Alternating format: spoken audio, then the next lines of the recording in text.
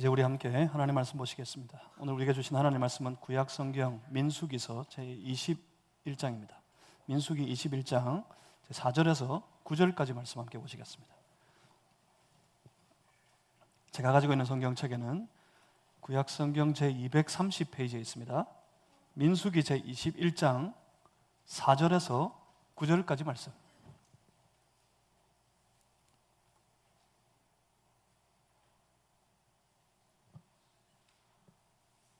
민수기 21장 4절에서 9절입니다. 오늘 거룩한 주일 아침에 예배드리는 우리, 특별히 교회 설립 46주년을 맞이하여 하나님 앞에 감사함으로 주께 예배드리는 우리 무리에게 허락하신 살아계신 우리 하나님의 말씀입니다. 우리 한 절씩 저와 여러분이 나눠서 교독하겠습니다. 제가 먼저 읽습니다. 백성이 호르산에서 출발하여 홍해의 길을 따라 에돔 땅을 우회하려 하여다가 길로 말미암아 백성의 마음이 상하니라. 백성이 하나님과 모세를 향하여 원망하여 어찌하여 우리를 애굽에서 인도해 내어 이 광야에서 죽게 하는가? 이곳에는 먹을 것도 없고 물도 없도다. 우리 마음이 이 하찮은 음식을 싫어하노라 하매 여호와께서 불뱀들을 백성 중에 보내어 백성을 물게 하심으로 이스라엘 백성 중에 죽은 자가 많은지라. 백성이 모세에게 이르러 말하되 우리가 여호와와 당신을 향하여 원망함으로 범죄하였사오니 여호와께 기도하여 이 뱀들을 우리에게서 떠나게 하소서. 모세가 백성을 위하여 기도하매 여호와께서 모세에게 이르시되 불뱀을 만들어 장대 위에 매달아라. 물린 자마다 그것을 보면 살리라. 모세가 놋뱀을 만들어 장대 위에 다니 뱀에게 물린 자가 놋뱀을 쳐다본즉 모두 살더라. 아멘. 민수기 21장 4절에서 9절 말씀으로 믿음으로 열어가는 새로운 여정이라는 제목 가지고 함께 하나님의 말씀 나누겠습니다. 제가 잠시 기도하고 하나님 말씀 받습니다. 살아계신 하나님, 주의 성령을 주의 말씀 앞에 서는 주의 거룩한 백성들의 심령에 그 심령마다 충만하도록 부어주시옵소서. 성령님 오셔서 우리의 마음을, 주의 거룩한 백성들의 마음을 만져주시옵소서. 우리의 삶을 새롭게 빚어주시고 주의 몸된 교회를 빚어주시고 주님의 뜻을 따라 믿음으로 걸어갈 때 주께서 열어주시는 놀라운 약속의 땅을 우리가 다 맞이할 수 있도록 인도하여 주시옵소서. 성령님 우리 안에 충만하여 주시옵소서. 우리의 심령을, 예배드리는 주의 백성들의 심령을 만져주시옵소서. 예수 그리스도 이름으로 기도하옵나이다. 아멘. 몇 년입니까? 46년입니다. 46년의 세월, 돌아보니 삽시간이 지나온 것 같고, 그러니 참 짧은 시간이었던 것 같은데, 또 돌아보면 마냥 짧지만도 않은 긴 세월의 여정입니다. 우리 주변에 이 땅에 100년이 넘는 역사를 자랑하는 교회들이 참 많아요. 우리 이 지역에만 해도 100년이 넘는 교회들이 여러 교회가 있습니다. 그 앞에 참 46년은 내놓을 것이 없습니다. 그렇지만 여기저기 새롭게 하나님의 영광을 노래하면서 일어서는 많은 교회들에 비해서 또 참 오랜 역사의 여정을 걸어왔습니다. 우리가 그 세월 안에, 46년이라는 세월 안에 참 많은 것들이 있습니다. 그 세월 안에는 우리가 만들어낸, 우리가 이루어온 크고 작은 승리와 실패의 스토리가 고스란히 그 세월의 역사에 담겨 있습니다. 하지만 지나온 역사라는 것이 그래요. 결국은 그 지나온 역사들은 세월의 흔적에 묻혀버리는 겁니다. 중요한 게 뭡니까? 중요한 건 언제나 앞으로 열어갈 새로운 여정입니다. 앞으로 우리 안에서 하나님께서 함께 하시고 함께 하나님이 열어가실 새로운 삶의 길, 새로운 교회의 역사, 우리가 함께 걸어갈 새로운 길이 우리에게 중요합니다. 지나온 실패의 역사들이 있다면 그것을 뼈아프게 기억해야 합니다. 그래서 다시는 그 실패의 역사를 반복하지 말아야 할 것입니다. 어떻게 가야 합니까? 어떻게 이 길을 걸어갈 수 있습니까? 이스라엘을 보십시오. 이스라엘 백성들, 저들이 가데스 바네아에서 하나님을 잊어버렸어요. 하나님을 잊어버리고 하나님을 신뢰하지 않는 마음, 하나님을 불신하는 죄악에 빠져버려서 그 죄악으로 인해 그들은 결국 하나님이 약속하신 약속의 땅이 아니라 광야로 들어가야 했습니다. 그 광야에서 약 40여 년의 시간을 보내면서 이제 한 세대는 다 지나가고 있습니다. 이때에 대해서 민수기 20장 1절, 오늘 읽으셨던 본문 민수기 21장 바로 앞에 20장 1절에 보시면 20장이 민수기 전체에 큰 전환점을 맞이하는 장이에요. 이 민수기 20장 1절을 보시면 시작이 첫째 달이라고 말씀합니다. 출애굽한 지 40년, 그 40년을 지나 그 40년에 그 해의 첫째 달, 그 시작, 그 출발이라는 의미입니다. 출애굽한 40년 뭐 했습니까? 하나님을 신뢰하지 못한 죄악으로 말미암아 하나님이 약속하신 그 약속의 땅이 아니라 광야로 들어왔습니다. 이제 출애굽하고 난 이후에 광야에 접어들어 광야의 길을 걸어온 지는 38년이라는 시간이 지났습니다. 그 시간을 다 보내고 지금 그 해 첫째 달을 맞이합니다. 이때는 험악한 광야의 시절을 마감하는 마지막 해가 됩니다. 그리고 동시에 나아가 드디어 하나님이 약속하신 그 약속의 땅으로 진군하는 가나안 정복의 원년 그 첫 해가 되기도 합니다. 그 첫째 달에 민수기 20장 1절 말씀을 보시면 모세의 누이였고, 아마 이 이름을 모세가 막 태어나서 이 애굽의 왕이 모든 아이를 다 죽이려 할 때 이 모세를 살릴 때 그 누이의 이름을 기억해 보면 여러분 이 이름이 떠오르실 겁니다. 모세의 누이였고 지금까지 온 이스라엘을 대표하는 대표적인 여성 지도자였던 미리암, 이 미리암이 죽었습니다. 그리고 22절, 민수기 20장 22절 이하를 보면 호르산에서 지금까지 모세와 함께 온 이스라엘 백성들을 이끌어왔던 제사장 아론도 죽었습니다. 이제 마지막으로 모세만 남겨진 그런 상태였습니다. 이렇게 출애굽 원년의 한 세대는 가고 있습니다. 이제부터는 새로운 세대의 여정입니다. 이 새로운 세대가 열어갈 새로운 길입니다. 이때 정신을 바짝 차려야 됩니다. 이때 정신을 바짝 차리고 살아계신 하나님을 주목해 보아야 합니다. 무엇을 바라보고 어디를 어떻게 나아가야 할지 그 하나님을 주목해 볼 때 길이 보이기 시작할 겁니다. 만약 그렇지 않으면 자칫 반복합니다. 예전의 일들, 과거의 일들을 반복하게 됩니다. 새로운 여정이 시작되는 그 첫째 달, 민수기 20장 그 말씀에 접어들자마자 20장이 아주 그 큰 전환의 장이라고 그랬어요.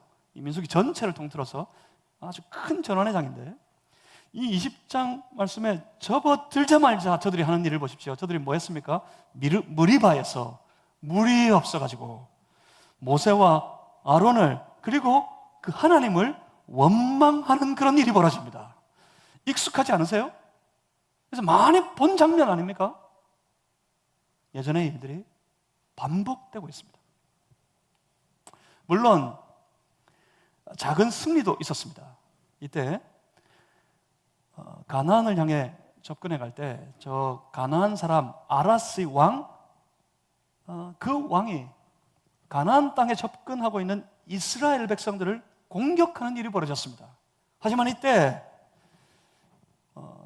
민수기 21장 보면 3절 말씀을 보시면 저들이 쳐들어왔는데 저들이 공격해 오는데 21장 3절에 어떻게 말씀합니까?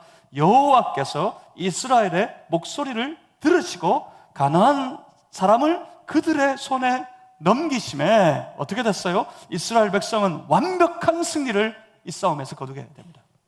그러니까 원칙은 한결같습니다.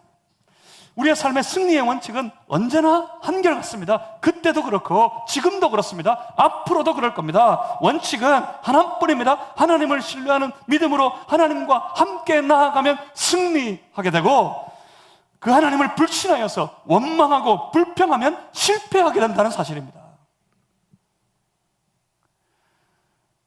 앞으로 저들이 걸어가야 되는 순간순간의 이 여정의 길, 그들은 그렇다면 이제 무엇으로 어떻게 걸어가야 하겠습니까?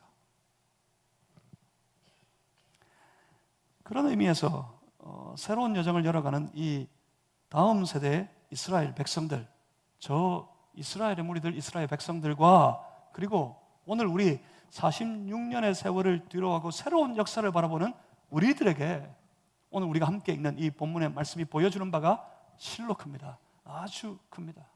그러니 주목해서 이 말씀들을 보실 수 있기를 바랍니다.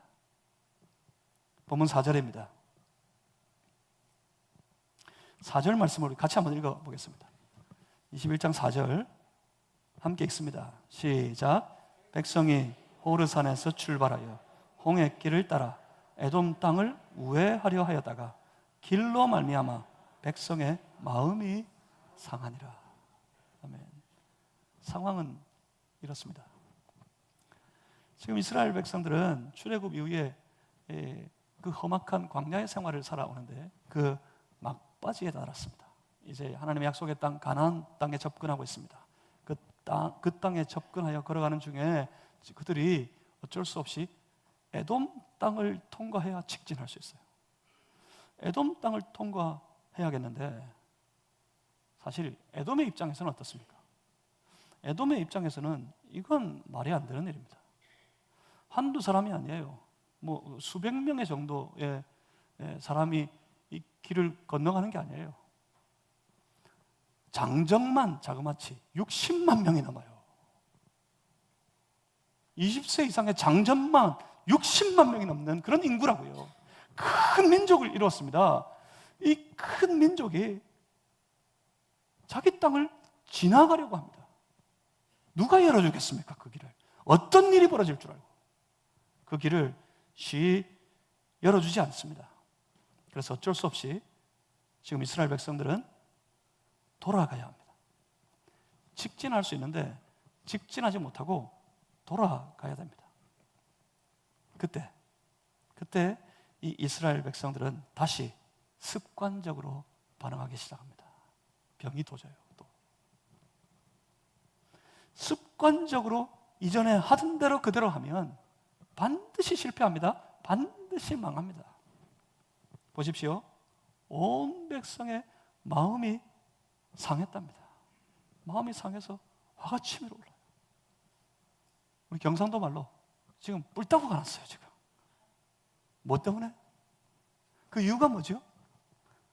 말씀을 보시면 그 이유는 길로 말미암아였답니다. 길로 말미암아. 아니 곧장 갈 수 있는데 이 험한 길 돌아가야 되니까 이들이 마음이 상했고 지금 화가 치밀어 오르고 불타고가 났어요. 불타고가. 그 이유가 길로 말미암아랍니다. 길을 돌아가야 하는 그 일로 말미암아서 그들이 마음이 상해버렸어요.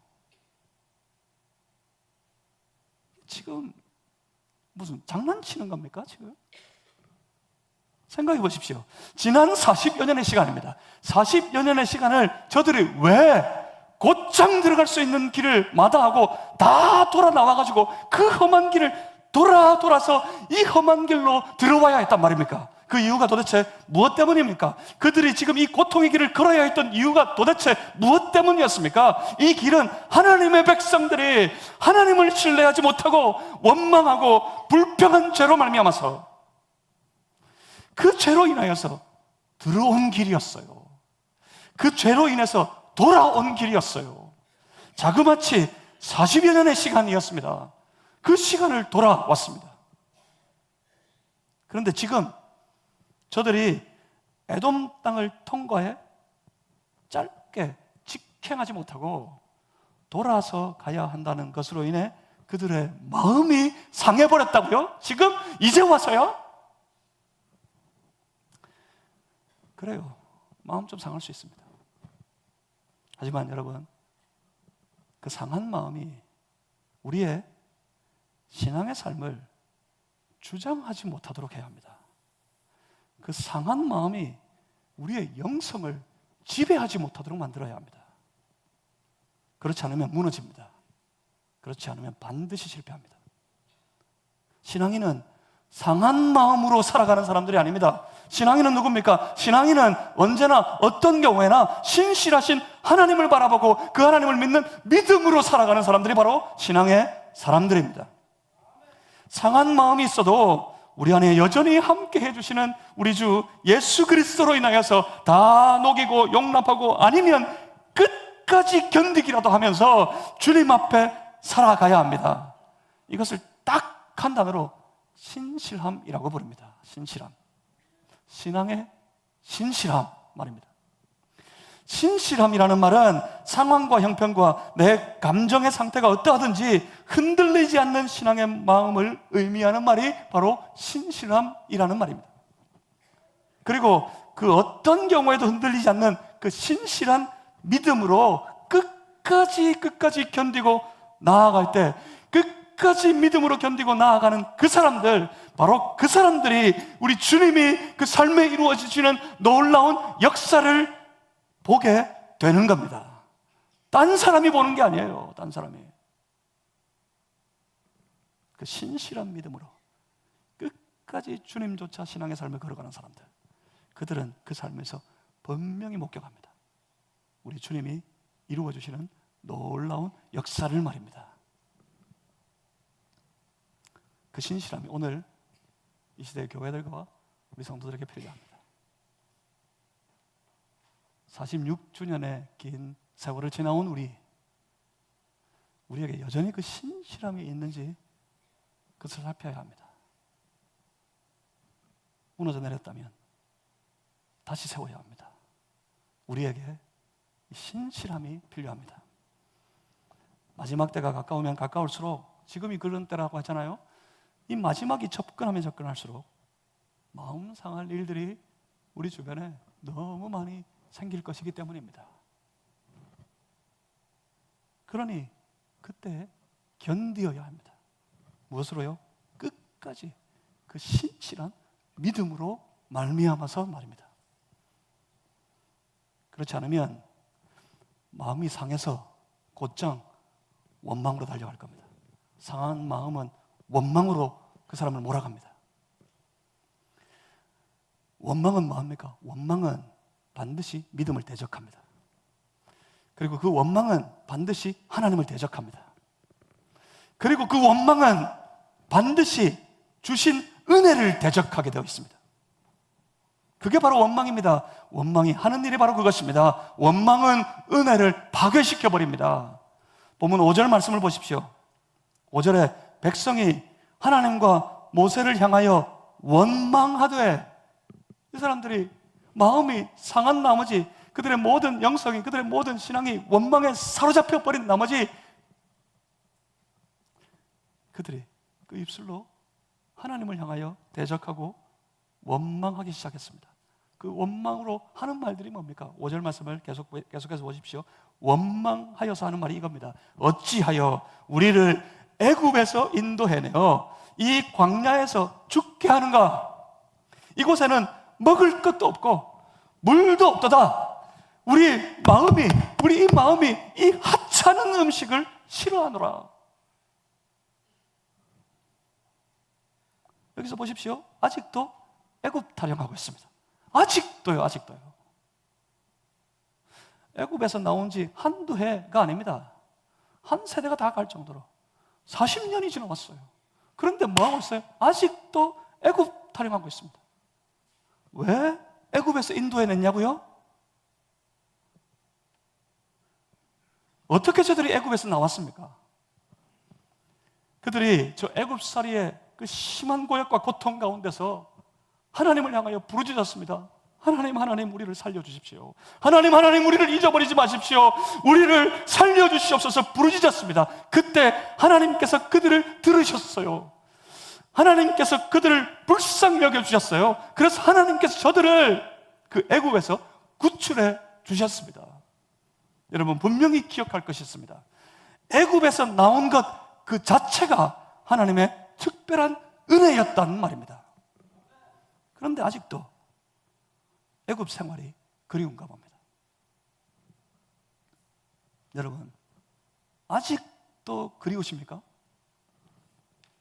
원망하여 불평하고 다투다가 상처 입고 나눠지고 쪼개지고 낭패당한 지난 날들이 그립습니까? 죄에 빠져 씨름하던 이전의 세상의 삶이 그리우십니까? 왜 하필 내가 어쩌다가 예수 믿어가지고 이처럼 어렵고 부담스러운 신앙의 삶을 살게 되었는지 원망스러우십니까? 여러분 분명히 기억하십시오.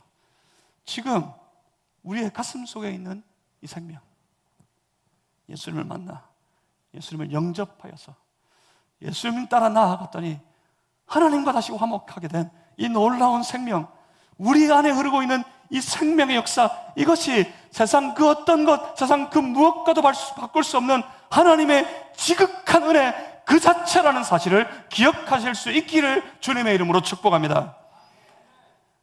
저들이 원망했습니다. 원망하여 외치는 말을 한번 들어보십시오. 뭐라고 부르짖습니까? 뭐라고 외치고 있습니까? 뭐라고 아우성을 치고 있습니까? 이곳에는 먹을 것도 없다. 마실 물도 없다. 우리의 마음이, 그 마음이 어떻다고요? 우리의 마음이 이 하찮은 음식을 싫어하노라. 그렇게 외치고 있습니다. 하찮은 음식이 싫대요. 참 정말 어이가 없습니다. 하찮은 음식이요? 그들이 지금 원망해서 부르짖고 있는 이 하찮은 음식, 그 하찮은 음식이 뭡니까? 이 하찮은 음식이 바로 만나입니다. 만나. 굶어 죽을 지경이 되었다고 원망하면서 부르짖을 때 우리 하나님께서 전 이스라엘 백성들에게 하늘에서부터 내려 저들을 먹이신 하늘의 음식, 바로 그 만나였습니다. 만나. 그들이 처음 저 만나를 먹게 되었을 때 그 배고픔 속에 줄여 있는 가운데 하나님께서 하늘에서 내려주시는 하늘의 음식, 그 떡을, 그 만나의 떡을 먹을 때 저들의 마음은 치가 떨리도록 그 은혜에 감격했습니다. 그 은혜에 감격해서 그들이 하늘을 향하여 부르짖은 말이 이겁니다. 도대체 이게 무엇인가? 너무 신비롭고 너무 경이롭고 너무 놀라워서 너무 감사해서 그들이 외쳤습니다. 도대체 이것이 무엇인가? 그래서 만나라고 불렀어요. 이 만나라는 말의 뜻이 그겁니다. 이것이 무엇인가? 그렇게 놀라고 감사한 하나님의 은혜였지만 이제 뭐라 그래요? 이 하찮은 음식이랍니다. 그리고 뭐라 그래요?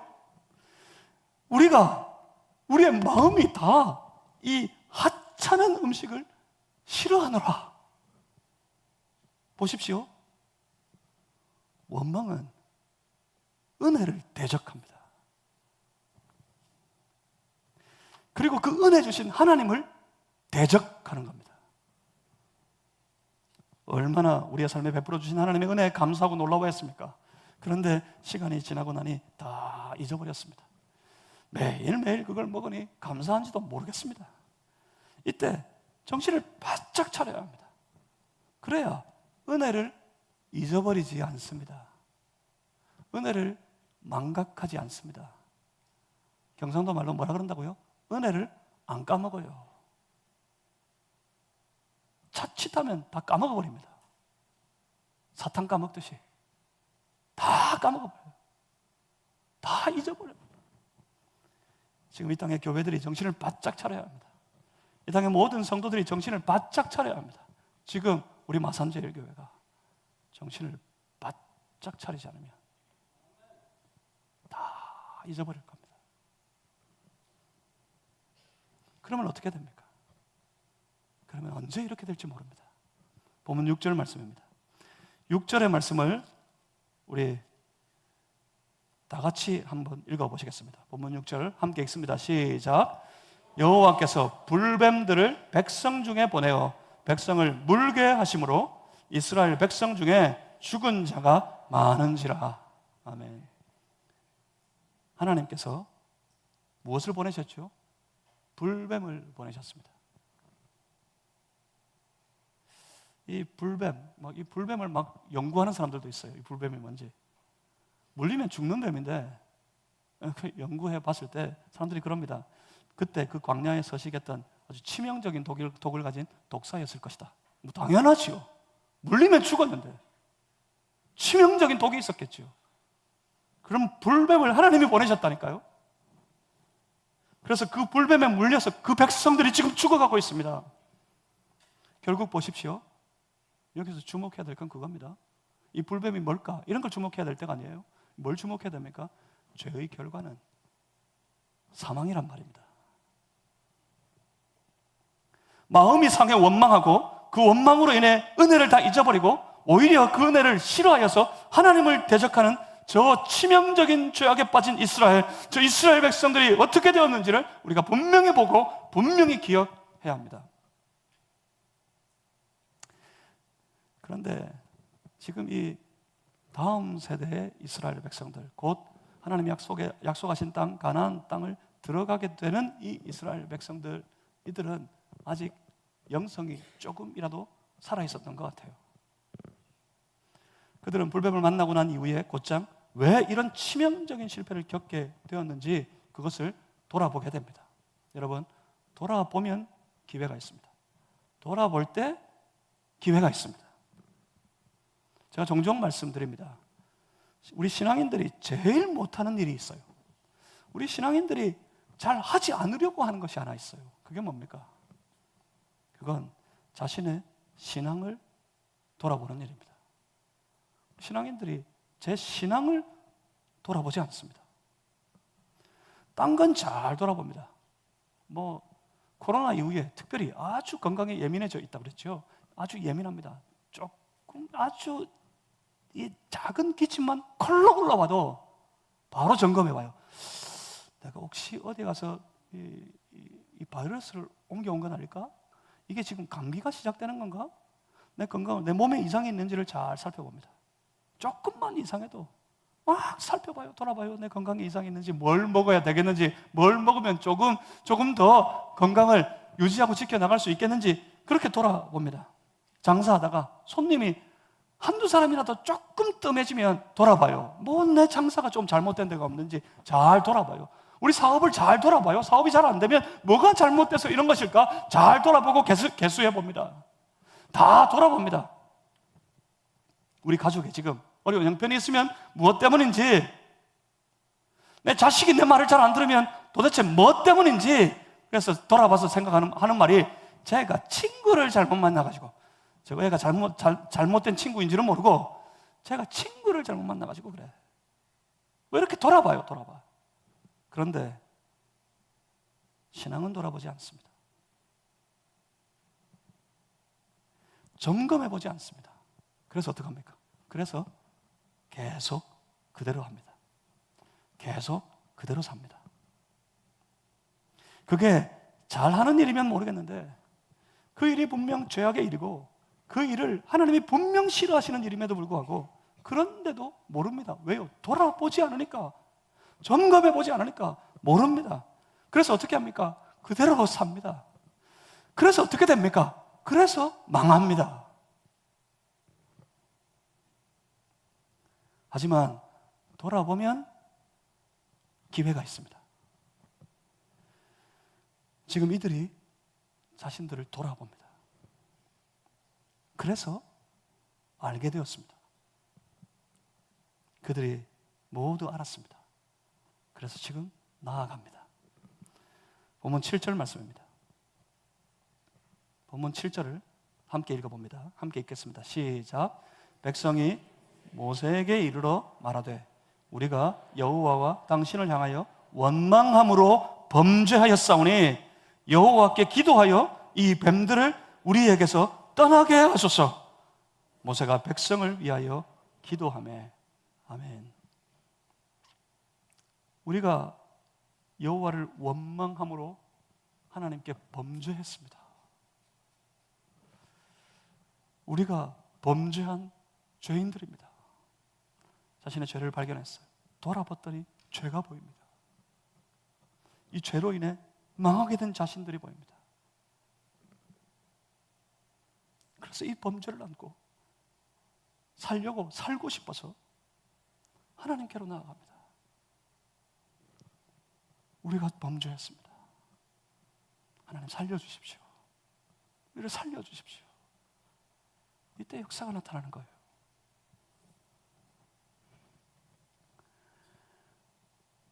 모세가 그 백성들을 위하여서 하나님 앞에 나아가 기도합니다. 모세의 기도에 하나님께서 응답하십니다. 응답하실 때 그 응답으로 하나님께서 이스라엘 백성들을 구해낼 수 있는, 이스라엘 백성들을 구원할 수 있는 하나님만의 특별한 계획을 모세를 통해 이스라엘 백성들에게 알려주십니다. 본문 8절과 9절 말씀을 한번 보십시오. 8절에 여호와께서 모세에게 이르시되 불뱀을 만들어 장대 위에 매달아라. 물린 자마다 그것을 보면 살리라. 이게 뭐죠? 하나님의 계획입니다. 하나님이 이스라엘 백성들을 구할 계획으로 이렇게 말씀하셨어요. 불뱀을 노스로 만들어서 장대 위에 높이 매달아 놓아라. 그리고 저 백성들이 그 뱀을 보면 살 것이다. 하나님의 계획을 이렇게 알려주셨을 때 본문 9절입니다. 모세가 놋뱀을 만들어 장대 위에 다니 뱀에게 물린 자가 놋뱀을 쳐다본 즉 모두 살더라. 누가 살았어요? 하나님의 계획을, 구원의 모든 계획을 말씀으로 듣고 말씀으로 받고 말씀을 빨아들이고 난 이후에 그 말씀대로 순종했더니, 그 말씀을 실행했더니, 쳐다봤더니 본 사람은 살았어요. 저들이 살아났어요. 근데 중요한 건 저들이 살았다는 게 아닙니다. 뭐가 중요합니까? 중요한 건 하나님의 구원 계획의 선포와 그 하나님의 말씀을 그대로 순종하여 실행하는 것, 그 사이에 있는 무엇인가입니다. 하나님의 구원 계획을 이 말씀으로 선포될 때 모든 사람들이 쳐다본 게 아닙니다. 쳐다본 사람은 살았어요. 안 쳐다본 사람은 죽었어요. 쳐다본 사람은 왜 그 놋뱀을 쳐다봤습니까?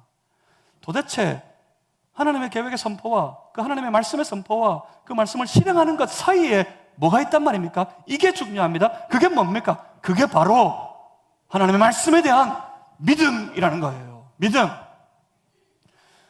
돌이켜 구하는 자들에게 하나님께서 그냥 불뱀을 쫓아내 버리시는 것이 아니었습니다.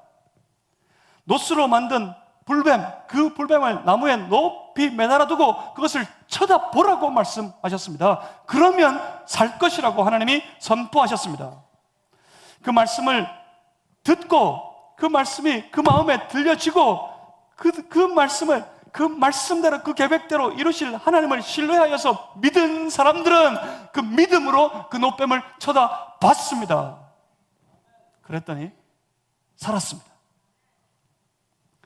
장대에 높이 달린 놋뱀, 그것이 보여주고 있는 것이 뭡니까? 그건 우리의 살 길이 저 위에 높이 달린 놋뱀에 있다, 놋뱀에게 달렸다 하는 말이 아닙니다. 나중에 어쩌다가 이 놋뱀이 우상이 돼요. 우상이, 이스라엘에. 이 놋뱀에 달린 게 아닙니다. 놋뱀에. 결국 그것이 보여주는 것은 보면 살리라고 말씀하신 하나님께 달렸음을 보여주고 있는 겁니다. 그러니까 하나님의 약속의 말씀을 신뢰하고 믿는 믿음 가지고 나아갈 때 그 믿음에 달려있다는 사실을, 우리의 살 길이 믿음에 달려있다는 사실을 보여주고 있는 그런 장면이란 말입니다. 이 말씀을 믿어야 볼 거 아닙니까? 이 말씀을 믿은 사람만 본 거 아니겠습니까? 믿는 사람은 다 봤습니다. 그리고 그 믿은 사람이 살아난 겁니다. 지금 우리를 향해 선포하시는 말씀입니다. 여러분, 지금 이 말씀 앞에서 여러분의 믿음을 점검해 보십시오. 여러분의 믿음을 돌아보십시오. 믿음을 점검하고 돌아보는 그런 기회를 삼아야 한다고 오늘 이 본문의 말씀의 장면이 우리에게 호소하고 있습니다. 말씀이 선포될 때 여러분 어떻게 하십니까? 말씀이 선포될 때 귀로 들으세요? 머리로 들으세요? 그럼 다 헛방이에요. 말씀이 선포될 때 여러분 제일 먼저 하셔야 될 게 있습니다. 말씀 앞에 나아갈 때, 말씀을 묵상할 때나 선포되어지는 말씀을 들을 때 여러분 제일 먼저 하셔야 될 작업이 있어요. 그게 뭡니까? 마음을 여는 겁니다. 마음을 활짝 열어야 합니다. 마음을 열고 받아들여야 됩니다. 빨아들여야 합니다. 제가 지금 지난 한 주간 사이에 이게 너무 놀랍게 들려집니다. 말씀은 단순히 받아들이는 게 아니에요. 말씀은 빨아들이는 거예요. 그리고 말씀을 빨아들이셔야 합니다. 받아들여야, 빨아들인 말씀이 있어야 그 말씀에 순종하게 됩니다. 그래서 봅니다. 그 말씀을 믿는 믿음으로 쳐다보게 되는 겁니다. 아니, 뭘 잘해야 듣지요? 뭐 알아들을 수 있어야 뭐 듣지요? 도대체 뭘 은혜가 돼야 들을 게 아닙니까?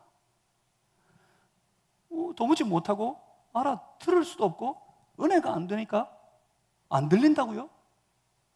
여러분, 핑계 대지 마세요. 지금 내 마음이 열리지 않은 거고 내 마음이 준비가 안 되어 있고 지금 내 마음이 강팍해져 있고 그래서 그런 겁니다. 보십시오. 저는 지난 한 주간 우리가 무언가를 나누어주고 우리가 나가서 무언가를 가르쳐주고 무언가를 전달하는 선교의 지역, 선교지 필리핀을 다녀왔습니다. 그런데 그 필리핀에서 저는 아주 놀라운 일을 경험했습니다. 한동안은 제가 여기서 잘 헤어나지 못할 것 같습니다. 거기서 본 것, 그건 작은 부흥의 역사였습니다. 지구촌 한 구석, 아무도 주목하지 않는 그곳의 좁은 땅거기에 일어난 하나님이 이루신 놀라운 부흥의 역사를 보고 왔습니다. 그것을 보면서 제가 그 집회 가운데 소망이 생겼어요. 이런 성령의 역사가 지금 이 사람들에게만 아니라 우리 안에도, 우리 마산제일교회 성도들에게도, 그리고 우리 마산제일교회도, 교회 안에도 일어났으면 좋겠다. 일어났으면 좋겠다. 그런 소망이, 그 영적 부러움이 저에게 생겼습니다. 이번에 집회가 있었는데 복음주의 설교학교에 그 지역에 교회를 섬기는 많은 현지인 사역자들이 와서 제대로 배우지도 못한 사람들이기 때문에 이 설교도 어떻게 작성하고 어떻게 준비해서 어떻게 설교할지를 잘 모르는 사람들이래요. 그런데 그냥 믿음으로 교회를 섬기고 성도를 섬기고 그러는 상황 속에 있었습니다. 그 사람들, 이제 그래서 복음주의 설교학교를 열고 그들의 설교를 가르치는 그런 학교인데, 그 학교에서 도움의 요청을 받아서 급하게 그 현지인 사역자들을 섬기기 위해서, 그래서 준비된 이 집회에 급하게 제가 참여하게 되었습니다. 우리 다른 몇 분의 목사님들과 함께 말입니다. 이 집회를 준비하면서 이 필리핀 현지 이 교회의 현지인 사역자들, 그리고 그 교회를 섬기는 교회 일꾼들, 이들이 모여가지고 처음으로 기도회라는 것을 가졌대요. 기도회를 열었습니다. 저들이 섬기는 교회, 저들이 출석하는 교회, 필리핀 땅에 이 예수를 그리스도로 믿는 이 복음주의 교회, 이 개신교회는 한마디로 핍박받는 교회입니다. 저 사람들은 핍박받는 사람들입니다. 그 동네 사람들이 교회를 향해 돌을 던집니다. 이 집회를 다 마치고 한 현지인 사역자가 섬기는 교회를 방문했었는데 환경은 두말할 것도 없이 열악합니다. 그런데 그 동네 사람들이 그 교회를 문 닫게 만들려고 주일마다 저들이 모일 때 돌을 그 교회의 지붕을 향해 던져요. 그 지붕이 함석으로 만들어진 지붕입니다. 돌이 떨어지면 막 예배를 못 드릴 지경이래요. 돌을 던지면서 교회 나가라고, 이 땅에서 나가라고 그럽니다. 저들이 동원할 수 있는 모든 백을 다 써가지고 공권력을 동원해서 공권력으로 협박하더랍니다. 언제까지? 반드시 이 교회를 문 닫게 만들겠다. 당장 이 동네에서 떠나라고 온 동네 사람들이 교회를 협박하고 교회를 위협하고 교회를 핍박했습니다. 그런 가운데 신앙의 삶을 살아가고 있는 성도들입니다. 그들이 함께 모여서 기도회를 했습니다. 그리고 그 기도회 가운데 그들이 성령님에 대해서 나누었다고 합니다. 성령님에 대해서. 아직 지식적으로도 많이 모자라요. 제대로 된 성령론 이런 거 없어요. 성경 읽고 그들이 성령님에 대해서 나누었다고 합니다. 그리고 그들이 마음에 소망이 생겼어요. 우리에게도 성령님이 오시면 좋겠다. 그런 소망이 생겼대요. 그래서 성령님이 오시기를 바라는 마음으로 그들이 기도했답니다. 기도하면서 저들의 마음이 열렸어요. 마음이 열리고 성령님의 역사에 대한 간절한 기대감이 생겨났답니다. 그렇게 기도로 준비하고 있는 현지인들을 제가 이전에 다른 선교지에서는 이런 기도회를 하는 현지인 교회 일꾼들 본 적이 없어요. 자기들도 뭐 다른 아주 큰 사역지에는 이런 일들이 비일비재하게 있는지 모르겠지만 이 사람들이 그럽니다. 이번 이 집회를 위한 기도회, 이건 우리가 가진 난생 처음의 기도였습니다. 그래요. 그리고 이 집회도 처음이에요. 이런 집회도. 그런 집회가 이제 시작되었습니다. 저는 이번 집회의 절반을 제가 혼자 다 맡았었기 때문에 제 마음에 정말 큰 부담감이 있었습니다. 설교가 강의하고 설교하는 것이 부담스러운 것은 아닙니다. 절대로 그렇지 않았습니다. 저는 설교한다는 것 자체가 행복한 사람이기 때문에 설교가 어느 지구촌 어디에 떨고 와도 저는 설교가 부담스럽지 않습니다. 단지 이 강의와 설교를 전부 다 단 한 단어 한마디도 예외 없이 전부 다 영어로 인도해야 된다는 것 때문에 너무 부담스러웠어요. 이번에 미국에 그래 오래 살아놓고도 이 영어를 이래 못한다는 것에 대해서 제가 뼈저리게 자괴감이 느껴졌습니다. 혀가 마비될 정도로 얼마나 혀를 굴려댔는지 영어로 해야 한다는 그 부담감 때문에 너무 부담스러운 집회였습니다. 제대로 알아들을 수 있을까? 저들에게 들려질까? 그러면 말씀이 전달 안 될 텐데 싶어 너무 부담스러웠습니다. 그런데 우리 도착하는 첫날부터 필리핀에 태풍이 2개가 겹쳐서 덮쳤어요. 아주 유례없는 폭우가 쏟아졌습니다. 온 필리핀을 다 덮쳤어요.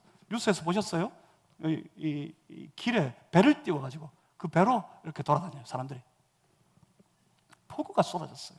제가 재미있는 장면을 본 적이 있습니다. 집회 장소로 가고 있는데 어느 가정집에 문 앞에 한 아이가 나와가지고 뭔가 하얀 것을 칠하고 문을 막 이렇게 떨고 있어요. 뭐 또 제가 그게 꼬맹이가 그러고 있는데 그게 너무 신기해가지고 쟤 지금 뭐 하는 거죠? 그랬더니 이 장면을 이전에도 많이 봤다는 듯이 선교사님이 그럽니다. 쟤 지금 샤워하고 있는 거예요. 막 씻고 있다, 막 씻고 있다. 종종 빨래도 저렇게 한대요. 빨래도 막 치대 와가지고 그 비 앞에 내려놓고 여기는 비가 깨끗합니까? 그랬더니 공장이 없어서요. 뭐 그러시더라고. 그만큼 아주 무서운 장대 같은 비가 내렸어요. 온 땅을 덮쳤습니다. 그런 부담감이 생겼습니다. 올까 사람들이? 모여올 수 있을까? 이 사람들에게 변변한 교통수단이 없습니다. 다 걸어서 오든지 오토바이도 그냥 오토바이가 아니라 바퀴 2개 옆에 달린 수레 옆에 딱 붙여가지고 트라이시클이라고 그러던데 그거 타고 와요. 어떤 사람들은 좀 형편이 나은 사람들이죠. 그거 타고 와요. 걸어오다가 그 오토바이 타고 오다가 비 쫄딱 맞아요. 더군다나 길에 물이 고여가지고 거의 한 3분의 1은 오토바이가 물에 잠겨서 이리 와요. 살살살살 기어가지고. 그런데 저 산 위에서 필리핀의 원주민들이, 여러분 필리핀에 원주민이 있다는 사실 아십니까? 저 원주민 처음 봤어요. 필리핀 원주민. 조그맣고 피부는 까맣고 머리는 껍슬껍슬해요. 그냥 곱슬머리가 아니라 아주 꼬불꼬불한 머리예요. 그럼 필리핀 원주민들이 산에서 내려옵니다. 이 집회에 참여하려고. 그리고 다른 도시에서, 저 멀리 다른 도시에 한 2시간 이상 떨어진 그 도시에서 이 집회에 참여하려고 오토바이 그 트라이시클 타고 옵니다. 이 폭우를 뚫고 비 쫄딱 맞으면서 폭우를 뚫고 옵니다. 동네 이곳저곳에서 사람들이 걸어서 우산도 제대로 없어요. 이 사람들 그냥 걸어 비 쫄딱 맞고 그대로 그냥 이 집회에 참여하려고 사람들이 옵니다. 그렇게 여기저기서 필리핀 사람들이 모여들었습니다. 약 80명이 모여들었습니다. 이런 경우가 처음이었답니다. 한 20명 정도 모이면 참 감사하다. 많으면 50명까지는 오지 않을까. 그래서 기념품 좀 준비해 오세요. 한 50개 정도면 충분하겠습니다. 그랬는데 80명이 모여들었어요. 큰 부담감을 안고 이 집회는 시작됐습니다. 그런데 처음부터 저들이 이 예배로 예배당으로 들어오는 그 집회 센터로 들어오는 저들의 눈빛이 이상했어요. 이전에 잘 본 적이 없는 눈빛들이었습니다. 이 집회가 시작되고 제가 설교를 시작했습니다. 분명히 이 외국인이 하는 짧은 영어를 잘 못 알아들을 텐데, 잘 들리지 않을 텐데, 점점 저 사람들의 눈빛이 보였습니다. 눈빛이 점점 더 변하는 게 느껴졌습니다. 그리고 제가 이 말씀을 선포하는 중에 그 집회 장소에 아주 그 장소를, 그 사람들을 강력하게 사로잡고 있는 어떤 강력한 힘이 느껴졌습니다. 사람들이 말씀을 받아들이는 게 아니라 사람들이 그 눈빛으로 말씀을 빨아들이고 있는 것 같이 느껴졌어요. 그런데 갑자기 여기저기서 사람들이 울부짖기 시작합니다. 울부짖으면서 저마다 저들이 자신의 죄악을 회개하고 주의 특별한 만져주심을 구하기 시작했습니다. 그렇게 제 설교가 마치고, 강의와 설교를 다 마치고 사람들이 막 모여듭니다. 모여들어와서 눈물을 줄줄 흘리면서 손을 잡고 하는 말이 이거예요. 레브런드 신, 목사님, 하나님의 말씀이 머리가 아니라 다이렉트로 내 하트, 이 마음으로 들어오는 것 같은 아주 강력한 느낌을 받았습니다. 성령님이 임하시는 것을 느낄 수가 있었습니다. 그 성령님 때문에 마음이 막 뜨거워지는 것을 견딜 수가 없었습니다. 어떻게 해야 합니까? 눈물을 줄줄 흘리면서 그들이 그렇게 고백합니다. 제가 그들의 귀에 대고 말했습니다. 바로 그게, 이번 주제가 부흥이었거든요. 바로 그게 당신의 마음에 부흥이 시작되는 겁니다. 그래서 그들이 이렇게 말합니다.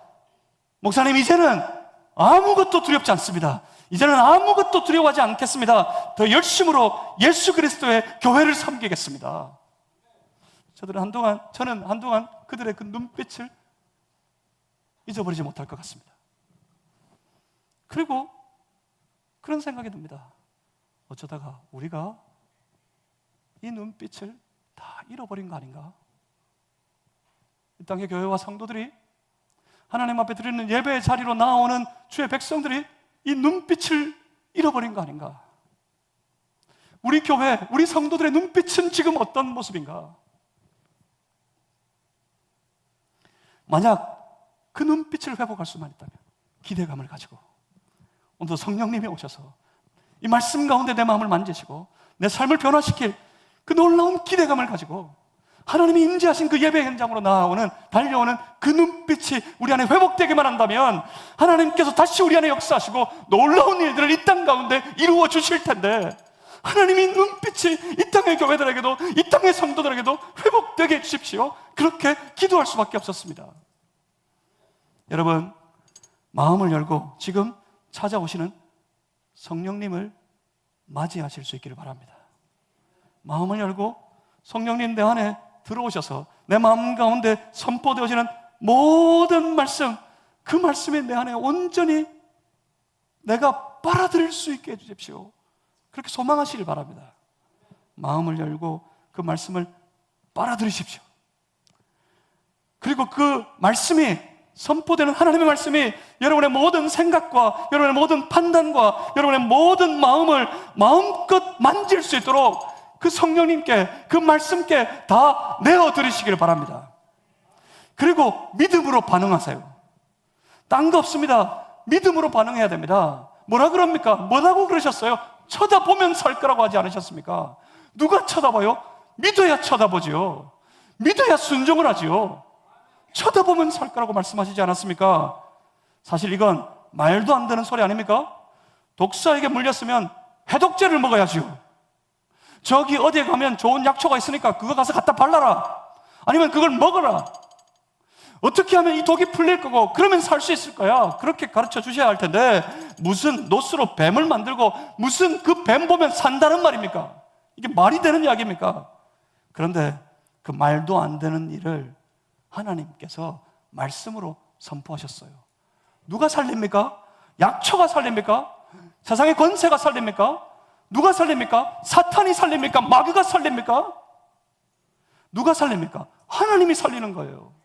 하나님이 말씀하셨잖아요. 그러면 말도 안 되는 것이라도 살리시는 하나님의 말씀을 믿어야지요. 그 하나님의 말씀을 믿고 보면 삽니다. 믿고 본 사람은 살았어요. 믿지 못해가 보지 못한 사람은 다 죽었어요. 그냥 우리를 돌아봅니다. 죄로 죽었던 우리입니다. 죄로 죽었던 우리지만 예수님께서 이 땅에 오셔서 우리의 모든 죄를 대신 지시고 십자가에 달려 죽으셨습니다. 하나님이 그 계획을 선포하셨어요. 예수 믿으면 예수 믿음으로 저 십자가를 바라보는 자는 살게 될 것이라 선포하셨습니다. 그래서 그 믿음으로 예수님 바라보는 자는 다 살아났습니다. 다 살았습니다. 다 살게 될 것입니다. 여러분, 예수님을 여러분만의 그리스도로, 나 자신의 그리스도로 마음을 활짝 열고 여러분이 스스로 여러분의 주로 다 맞이하여 들으실 수 있기를 주님의 이름으로 축복합니다. 그리고 그 예수님이 그 말씀으로 말미암아 우리의 모든 삶을 마음껏 통치하시도록, 마음껏 다스리시도록 여러분의 삶을 그 말씀에 그 예수님께 다 맡겨드리고 다 내어드리실 수 있기를 주님의 이름으로 축복합니다. 그러면 누가 일하십니까? 그러면 주님이 일하실 겁니다. 우리 예수님이 우리 안에서 일하실 겁니다.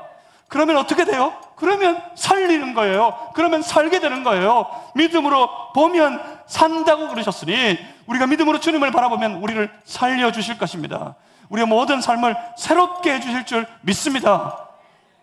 이제 믿음으로 딱 한 발짝 더, 그리고 그 믿음으로 한 걸음 더, 그렇게 걸어가는 그런 성도들 되시기를 주의 이름으로 축복합니다. 그래서 하나님께서 우리 안에 열어주시는 새로운 역사를 이전껏 반복하지 말고 주님이 열어주시는 새로운 역사를 믿음으로 맞이하는 우리 마산제일교회가 되실 수 있기를 주의 이름으로 축복합니다. 우리 교회는 전도하는 교회, 선교하는 교회로 가기로 선포했습니다. 그렇게 갈 겁니다. 주의 복음을 선포할 때 주님이 우리 안에, 우리가 믿음으로 나가 주의 복음을 외치고 예수의 그리스도심을 선포할 때 주님이 우리 안에 놀라운 일들을 이후로도 계속해서 이루어 주실 줄 믿습니다. 그 일에 참여하는 우리 교회가 되었으면 좋겠습니다. 기도하겠습니다. 살아계신 아버지 하나님, 우리 안에 함께 해 주시옵소서. 주의 성령님 우리 안에 오셔서 주를 예배하는 주의 백성들의 심령을 만져주시옵소서. 성령님 우리를 고쳐주시옵소서.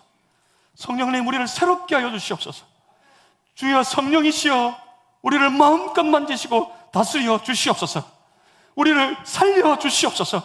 일어나서 주님의 영광을 위하여 주의 말씀에 순종하며 나아가는 주의 거룩한 백성들, 주의 거룩한 믿음의 공동체 되게 하여 주시옵소서. 주님의 뜻을 이루어가는 새로운 여정, 새로운 역사를 감당하는 우리 마산제일교회가 되기를 간절히 소망합니다. 오 하나님이시여 우리 가운데 함께해 주시옵소서. 예수 그리스도 이름으로 기도하옵나이다. 아멘. 찬송가 357장입니다.